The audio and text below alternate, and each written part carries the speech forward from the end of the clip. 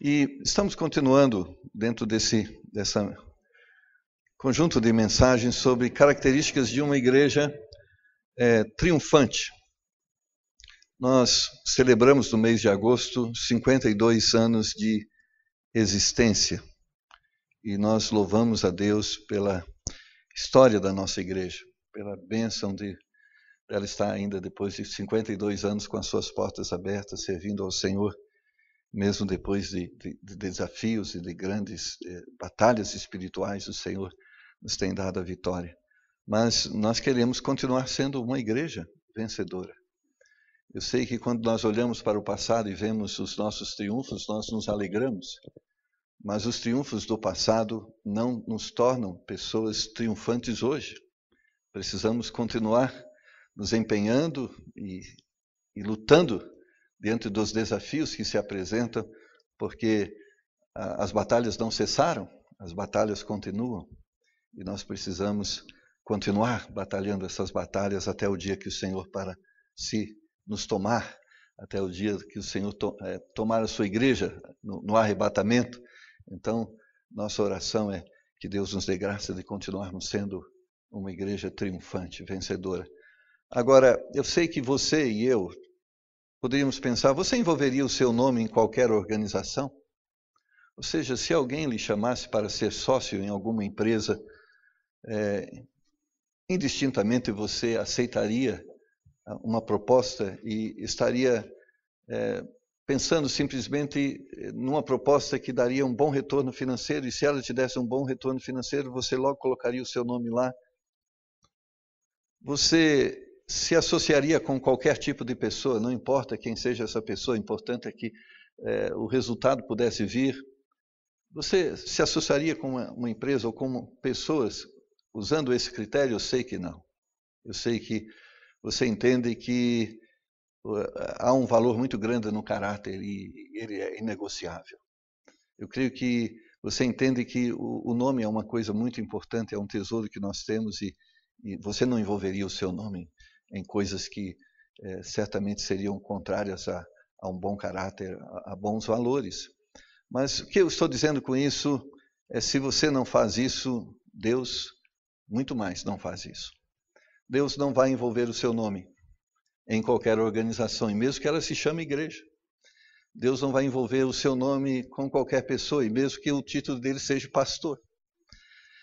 É interessante quando nós lemos as cartas às igrejas da Ásia, no capítulo 2 e 3, Deus exortou e ameaçou as igrejas que ele tiraria o castiçal delas. E castiçal significa a presença do poder do Espírito Santo, a presença do próprio Deus na igreja. Ele disse, olha, se vocês não se afastam do pecado, eu saio da igreja e deixo vocês sozinhos. Eu creio que nós devemos considerar isso, que Deus não vai associar o seu nome com qualquer pessoa e com qualquer instituição, porque Ele é um Deus santo. Ele é um Deus que ama a verdade. E Ele está disposto. Eu vou usar essa palavra, e desculpa se ela não puder transmitir com toda a grandeza que ela deveria transmitir. Ele não vai ser sócio em nenhuma coisa que macule o seu nome. Você entende isso? Ele não vai ser sócio com você. Ele não vai ser sócio com a igreja. Ele não vai investir naquilo que vai trazer dolo e mácula ao seu nome. Então, um dos grandes desafios quando nós pensamos de sermos uma igreja triunfante é de conservarmos a presença de Deus. Porque eu não entendo e não posso entender triunfo sem Deus. Triunfo sem a anuência de Deus. Triunfo sem o investimento de Deus. Porque na realidade o que nós somos é simplesmente instrumentos, e a obra quem faz é Ele, os recursos quem dá é Ele. E se a gente tira da igreja quem dá os recursos e quem faz a obra, o que nós somos?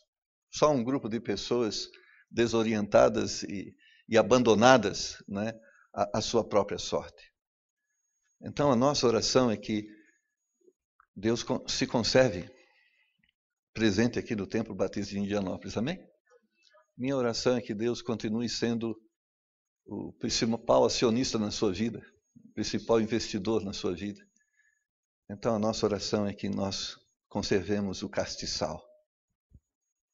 Abra sua Bíblia no livro de Apocalipse. E o capítulo 2 e o capítulo 3 vão falar sobre toda essa mensagem que nós vamos pregar ao longo de alguns domingos e não vamos encerrar hoje. Mas aconselho você a fazer uma leitura sobre essas observações que Deus faz à sua igreja e ao seu povo. E quando nós falamos igreja, nós estamos falando ao prédio, nós estamos falando às pessoas. Deus se dirigindo às pessoas. E em cada final de carta, existe uma exortação de Deus à igreja ao arrependimento. E é importante você perceber que o Senhor sempre está renovando a sua misericórdia para conosco, oferecendo-se sempre para conservar-se, nos abençoando. Mas eu quero apenas ler verso de número 12 do capítulo de número 3. E a quem vencer eu farei coluna no templo do meu Deus, e dele nunca sairá. E escreverei sobre ele o nome do meu Deus, e o nome da cidade do meu Deus, a nova Jerusalém que desce do céu, do meu Deus e também do meu novo nome. Uma das coisas que nós podemos perceber é que Deus tem grande prazer em relacionar o nosso nome ao nome dele.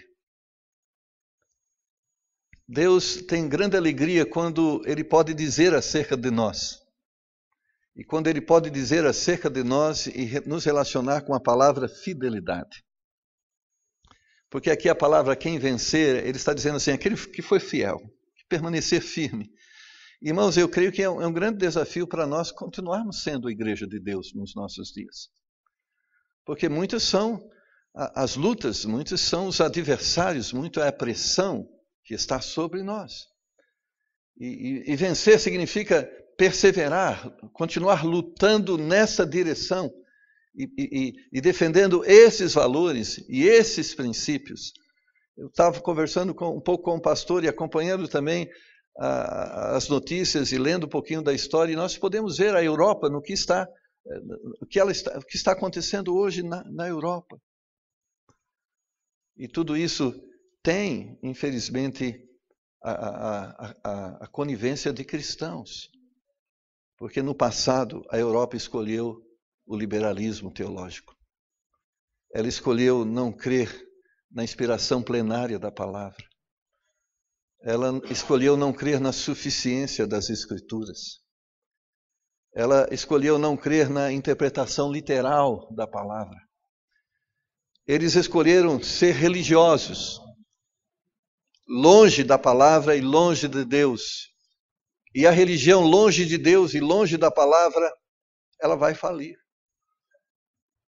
É como nós vemos nos nossos dias, se você tirar Deus.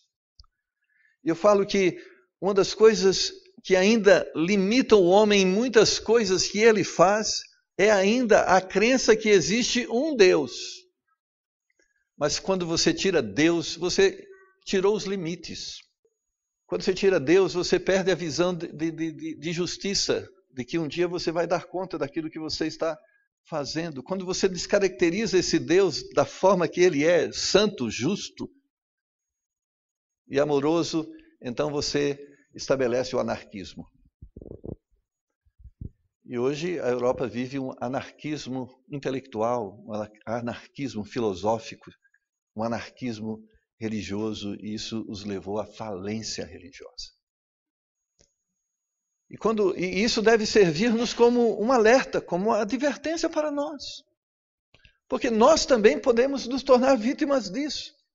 Ao nos distanciarmos de Deus, a descaracterizarmos Deus dessa santidade e justiça que lhe convém, ao nos afastarmos de uma visão, de uma interpretação literal da palavra, ao nos afastarmos de uma obediência que devemos ter em relação às instruções e os mandamentos que Deus tem, nós traremos sobre nós a mesma consequência. Qual é a consequência? Deus sairá das nossas vidas. Deus sairá da nossa igreja. E nós ficaremos vítimas disso, da miséria e da destruição. Porque é isso que acontece. Por isso, quando lemos, e nós na mensagem passada, advertimos e exortamos os irmãos a orar por vossos pastores. Porque a eles cabe o ofício de julgar a adoração e ordená-la de tal forma que ela continue sendo agradável e aceitável aos olhos e aos ouvidos do Senhor. Então, ore para os seus pastores, para que eles exerçam bom juízo acerca da adoração e eles conservem a adoração santa de tal forma que o culto prestado pelas igrejas, pelos irmãos que chegam à igreja, possam continuar sendo ouvidos e aceitos por Deus. Mas também vos exortamos à perseverança. Irmãos, estava pensando sobre os desafios que Caleb hoje tem, né? Teve um problema com um tumor, muita dificuldade, um tratamento longo e veio a vitória, o diagnóstico, você está curado desse tumor. E aí passa um tempo e vem um novo diagnóstico, agora apareceu um outro tumor com outro nome. É um desafio. E isso me fez lembrar também Jó, né? Eu sei que a primeira notícia de Jó, olha, o negócio é terrível, olha, você perdeu tudo que você tinha financeiramente, tudo está destruído. Isso foi difícil para ele. Aí vem a segunda notícia, você perdeu sua família. Isso foi difícil para ele. Depois ele olhou para ele e disse, eu perdi minha saúde. E foi uma coisa atrás da outra. Ele falava assim. Mas, como nós cantamos, não existe outra esperança. Tem que olhar para Cristo. Tem que continuar lutando. E eu falo, é difícil continuar lutando quando achamos que vamos ter trégua, que vamos ter tempo de paz, mas na realidade é uma sucessão de desafios que insistem em nos dizer que você precisa continuar dependendo de Deus, porque a coisa continuará não sendo fácil. Foi difícil para o povo sair do Egito, não foi? 10 pragas, a mão de Deus de uma forma poderosa, atuando, julgando aquela nação. Mas eles saíram do Egito e tiveram que enfrentar o Mar Vermelho. E depois saíram do Egito e tiveram que enfrentar um deserto que não cultivava-se nada. E venceram a fome, tinham que enfrentar o problema de não existir água.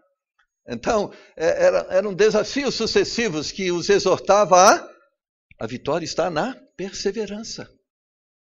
E quando lemos da história de Josué e Caleb, eles foram triunfantes porque eles perseveraram em crer, em confiar, em continuar vivendo os mesmos valores, os mesmos princípios que haviam aprendido com Moisés acerca de Deus.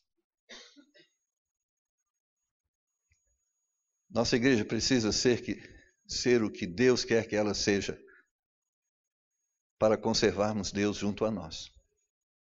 Precisamos perseverar, porque não existe esperança fora de Deus. Não existe esperança fora desta verdade. Os homens, as instituições, o governo, a filosofia propõem outros caminhos, outras propostas, mas nós conhecemos a história e podemos saber que essas propostas não são novas, elas são velhas, mas são velhos enganos com roupagens novas que são apresentadas, ou seja, enganos outrora que levaram o homem ao fracasso e que vão levar também essa geração ao fracasso, porque não existe esperança fora de Deus. Eu não sei quantos problemas você tem enfrentado, eu não sei qual é o número do problema que você está enfrentando hoje. Eu tenho uma coisa que não vai te alegrar muito, eu sei que, eu vou dizer para você, esse não será o último problema. Se você viver mais alguns anos, você vai ter outros problemas. Eu gostaria que a irmã Linda nunca mais, a partir de hoje, não tivesse nenhuma outra enfermidade, mas ela sabe. Vai haver. Espero que não, mas estamos sujeitos a isso. Eu não sei se você já enfrentou algum problema financeiro, mas eu quero dizer para você que você está sujeito a enfrentar outros. Eu não sei se você já teve uma crise espiritual, mas eu quero dizer para você, virão outras crises. Eu não sei se você teve um problema de relacionamento conjugal, mas eu quero dizer para você, virão outros problemas. Mas existe da parte de Deus uma proposta. Persevere. Continue andando para frente. Não pare. Não olhe para a direita. Não olhe para a esquerda. Continue olhando para frente. É ali que está a vitória. Porque se ela não vir de Deus, ela não virá. Existe um consolo. Eu creio que a maior bênção do cristão é esta. Um dia, para o cristão, vai acabar os problemas. Vai acabar. A palavra de Deus profetiza que um dia Ele vai enxugar dos nossos olhos toda lágrima. Vai ter fim um dia o nosso chorar, o nosso prantear. Mas sabe o que é triste para aqueles que não têm Cristo? É que as coisas vão piorar. Eles têm problemas como nós temos. Eles têm dificuldades como nós temos. E eles vão renovando de dificuldade em dificuldades como nós também. Mas quando terminar aqui, os problemas serão mais graves. Porque a Bíblia diz que eles vão estar num lugar que não cessa o choro, não cessa o pranto. Só haverá dor e a dor será contínua. Então, se existe um caminho de esperança, é esse caminho que a palavra de Deus nos propõe. É o caminho de continuarmos em frente. Como diz Gálatas capítulo 6, versículo 9. E não nos cansemos de fazer o bem, porque a seu tempo ceifaremos. Se o versículo tivesse terminado aqui, que bom, vai haver esperança. Mas ele continua ainda advertindo, se não houvermos, se você desistir, não tem esperança. Fazer bem é uma determinação minha, uma opção sua também, amém? E nós temos que insistir, mas existe muita pressão para a gente desistir. Quantas pessoas eu tenho conversado, pastor, cansei de ser bom. Já viu isso? Cansei de ajudar as pessoas. Eu ajudo e só levo pedrada. Cansei, agora vou ser ruim. Pronto, esse. Já viu isso? Cansei, mudou de lado. Eu estava do lado de Deus, agora vou virar do lado do diabo. Vou ser ruim agora. A Bíblia diz, perdeu a esperança. Não tem esperança. É um desafio para mim.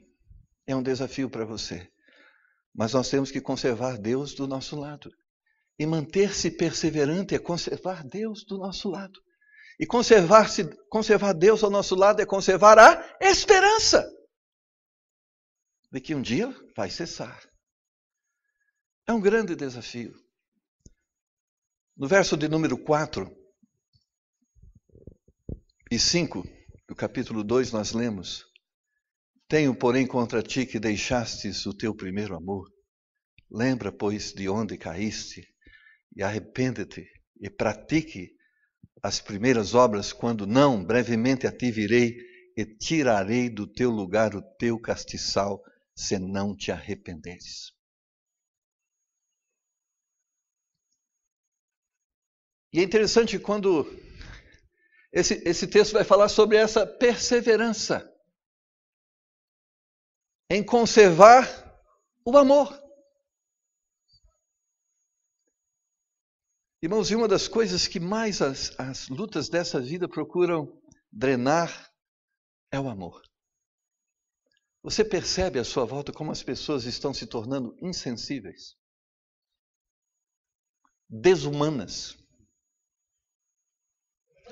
Foi notícia no jornal ontem, uma pessoa que armou emboscado uma notícia, e por isso cuidado. Anunciou o carro que ia vender, veio duas pessoas que se interessaram em comprar o carro e disseram, nós vamos dar uma volta para ver se o carro é bom. E eles acompanharam e nessa volta eles anunciaram, era assalto. E com medo de ser identificado, ele matou o pai e a filha. aqui na Imigrantes.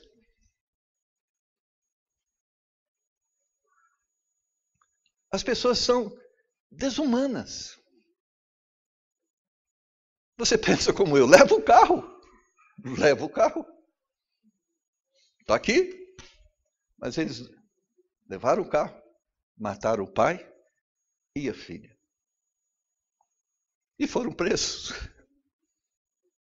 Um deles foi preso e outro está sendo procurado. Eu não vou dizer que as pessoas se tornaram animais, porque é uma ofensa aos animais. As pessoas se tornaram desumanos. Eles não têm sentimentos. Mas o grande desafio é que isso pode chegar na igreja. As pessoas se tornarem pessoas sem amor, sem afeto. Porque existe uma forte pressão sobre você e sobre mim para deixar de amar. Porque talvez você, como eu, já amou pessoas que não corresponderam. Você já investiu pessoas que, ao invés de produzir retornos agradáveis, desagradáveis. E você está sendo tentado, assim como eu, a não amar mais, fazer as coisas por obrigação. Praticar o ritualismo religioso. Como já ouvi de pessoas, pastor, eu quero chegar aqui, sentar no banco da igreja, mas não me envolva com nada. Quero assistir o culto, me alimentar espiritualmente, mas eu estou decepcionado com pessoas e com igrejas. Então, deixa eu quieto ali. Tem crescido nos nossos dias o número de desigrejados. Eles não deixaram de acreditar em Deus, mas eles deixaram de acreditar em instituições, em pessoas, em líderes religiosos. Mas a Bíblia nos exorta. Nós temos que conservar o primeiro amor. Nós temos que conservar em nossos corações o desejo ardente de servir a Deus, de atuar na sua obra, de servirmos as pessoas. Porque a palavra de Deus vai trabalhar nessa questão e dizer que nós não estamos fazendo esperando das pessoas. E nós não estamos fazendo simplesmente para as pessoas. Na realidade, é Deus que quer abençoar e ofertar graça a estas pessoas. E nós só somos instrumentos, e somos instrumentos não naquilo que temos, mas naquilo que Ele nos deu para ter. Eu lembro que quando Samuel chegou para Deus e falou: Deus, estou muito triste. O povo agora pediu o rei. E eles agora não estão me querendo mais como sacerdote. Falou: Samuel, eles não estão te desprezando, eles estão desprezando a mim. Não tenha isso como um problema seu. O problema que eles têm é comigo, não é com você. Não tenha isso para você. Nós muitas vezes ofertamos graça e misericórdia da parte de Deus aos nossos irmãos, e eles podem rejeitar e oferecerem como resposta afronta. Mas eles não estão te rejeitando, eles estão rejeitando a graça de Deus que está sendo ofertada pela sua vida. Não tenha isso como algo pessoal. Não é seu. Eu lembro de uma das mensagens do pastor Rômulo que ele me deu para ouvir. Ele disse para a igreja: as pessoas decepcionam. E um dia eu vou te decepcionar, porque eu não conseguirei sempre ser tudo o que você espera que eu seja. Mas nesse dia, quando eu te decepcionar, continue firme. Porque você não está me servindo, você está servindo a Deus. E essa é a verdade. Nós temos que amar as pessoas, porque estamos dividindo com as pessoas o amor que temos recebido de Deus. Nós temos que continuar amando a sua obra, porque Deus nos convenceu e nos converteu que essas pessoas precisam conhecer, e conhecer que Ele as ama e quer abençoar, mesmo essas que estão rejeitando Ele diariamente. Deus ainda conserva a elas a sua graça, e você é instrumento de Deus para essa graça. Mesmo que você tenha servido na igreja com o seu dom e o seu talento, e talvez pessoas não tenham reconhecido, e talvez pessoas tenham até criticado, porque na igreja é assim, muitas vezes você tem 500 pessoas para criticar e 2 pessoas, talvez ninguém para dizer, está certo, olha, continua em frente, isso é bom que você está fazendo. Eu já percebi assim, as pessoas sempre têm boas ideias diferentes daquilo que está sendo feito.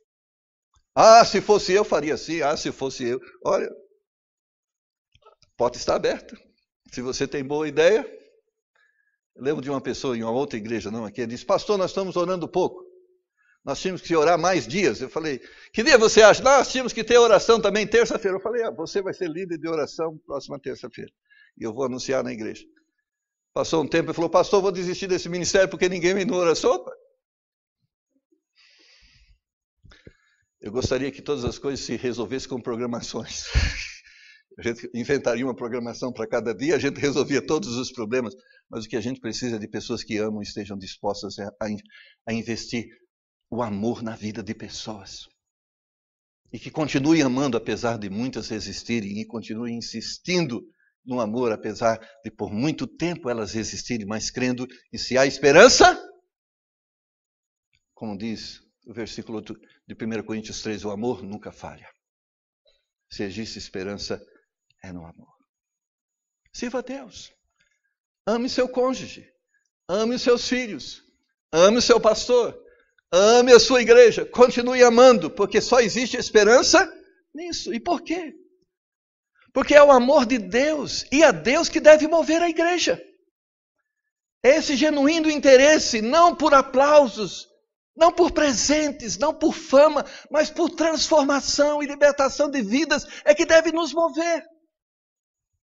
Você não deve ser movido a isso, as pessoas chegarem para você, irmã Débora, que maravilha, a senhora é sensacional. Não se mova por isso. É questão de tempo, você desiste. Se mova por isso. Há pessoas que precisam conhecer Deus e Deus me capacitou através do dom, através do talento que Ele me deu, para que essas pessoas conheçam esse Deus. E continue. Continue até quando? Se Deus não te arrebatar coletivamente junto comigo, quando Deus te levar à sepultura, então ali você não precisa mais amar, como diz Eclesiastes, porque para a sepultura onde nós vamos não há projetos, não há títulos, não há nada. Continue. O amor é a atitude em que nosso trabalho deve ser desenvolvido.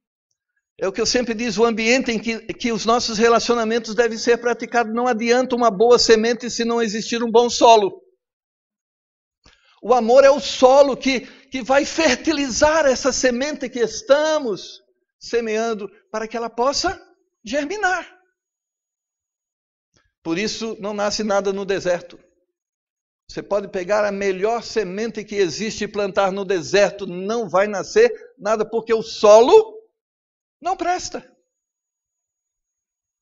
Por isso a palavra de Deus diz sobre o semeador que saiu a semear. A semente foi igual, mas só em um lugar ela germinou. No coração fértil.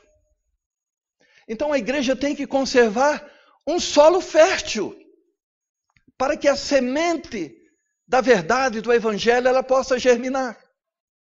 E o que é solo fértil? A Bíblia diz, é aquilo que vai dizer em 1 Coríntios capítulo 13, versículo 3, ainda que eu distribuísse toda a minha fortuna para o sustento dos pobres, ainda que entregasse o meu corpo para ser queimado e não tivesse amor, nada disso me aproveitaria. Ou seja, as pessoas têm que perceber que o pastor da igreja não é pastor da igreja só pelo salário. Ele não é pastor da igreja só pela conveniência. Ele é pastor da igreja porque ele ama as pessoas. Porque ele está interessado na salvação delas. Na transformação delas. E as pessoas precisam perceber. E as pessoas precisam perceber que você está aqui, que você não é um mercenário. Que você não está aqui só por interesses. Porque você está aqui por causa do reino de Deus. Porque você é parte de um projeto maior, que é a salvação, que é a edificação de vidas. As pessoas precisam perceber que você está aqui não é porque as pessoas gostam de você. Não é que o pastor dá preferência a você. Não é porque o irmão conversa com você. Talvez você já vai chegar um dia aqui e ninguém vai te cumprimentar. Pode existir isso? Pode. E uma dessas pessoas é o pastor, né? Eu já tive assim, pessoas, três pessoas, uma do lado da outra. Eu cumprimentei duas e não cumprimentei uma. Porque às vezes o nosso cérebro é lesado, às vezes, né? Aí a pessoa diz para mim, pastor, você não vai me cumprimentar? Não. Olha, eu não quero que você entenda que... Eu quero que você saiba, eu te amo também. Não te cumprimentei, mas foi acidente. Não é isso que você deve perceber que existe da minha parte. Vai haver pessoas, talvez, que realmente vão dizer, eu não gosto de você. E vai existir pessoas assim. Dentro da igreja? Infelizmente. Mas o que você deve fazer? Essas pessoas, as que mais precisam ser amadas.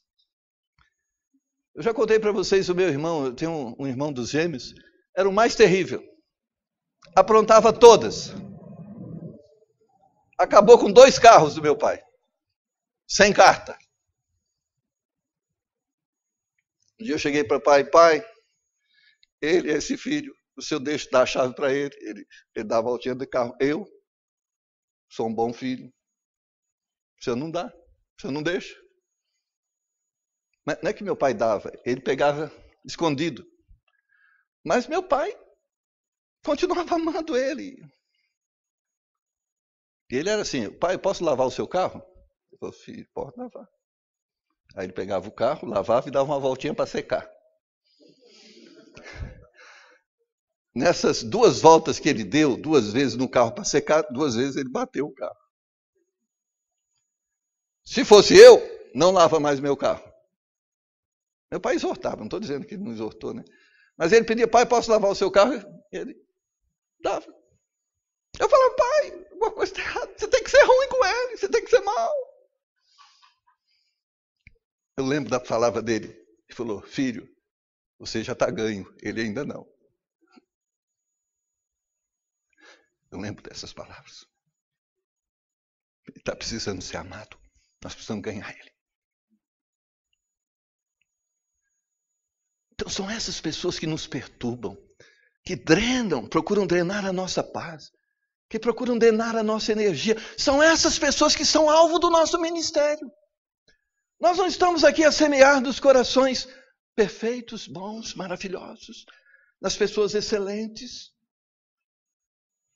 Igreja é hospital de doente, e talvez você seja um enfermo.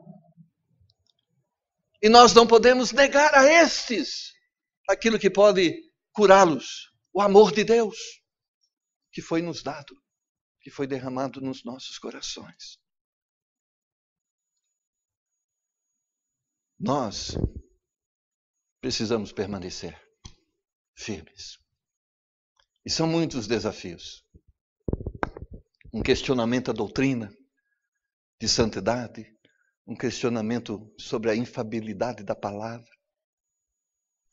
um questionamento sobre a suficiência da palavra, mas uma área que você precisa permanecer. E Deus disse, continue no primeiro amor. Continue amando Deus. Continue amando a obra de Deus. Continue servindo o Senhor, apesar das pessoas, apesar das circunstâncias. Porque a advertência de Deus diz que a igreja que não existe o amor, ele sai de cena. Porque ele é amor. Porque quando nós tiramos o amor da nossa vida, nós estamos tirando o próprio Deus da nossa vida. Porque quando nós optamos pelo ódio, pelo rancor, pela raiva, nós estamos tirando Deus. E nós sabemos quais são aqueles quem é aquele que nos inspira a estas coisas? O diabo. Talvez pessoas não mereçam o seu amor. Nós não merecemos o de Deus. Elas estão como nós. Mas eu sei de uma coisa, o que pode transformá-las foi aquilo que nos transformou. Porque Deus amou o mundo de tal maneira que enviou o seu Filho unigênito para que todo aquele que nele crê não pereça, mas tenha a vida eterna. João capítulo 3, verso 16. Sabe o que trouxe a você esperança? O amor.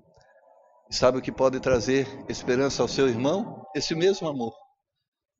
Só que agora, você deve entender que as pessoas conhecem esse amor de Deus olhando para você, ouvindo você, andando com você. Então, persevera no primeiro amor. Arrepende-te, para que não seja tirado a luz, o poder do Espírito Santo da sua vida, a graça de Deus da sua vida. Porque uma das grandes advertências de Deus é essa: com a mesma medida que você julga, você vai ser julgado. Você acha que aquela pessoa não merece? Então vamos usar a mesma medida. E se Deus nos colocar na balança do merecimento, quantos de nós escaparíamos do juízo de Deus? Sabe qual é a resposta? Ninguém. Então, conserve o primeiro amor, a exortação de Deus, a perseverança para continuarmos sendo a igreja que Deus quer que sejamos.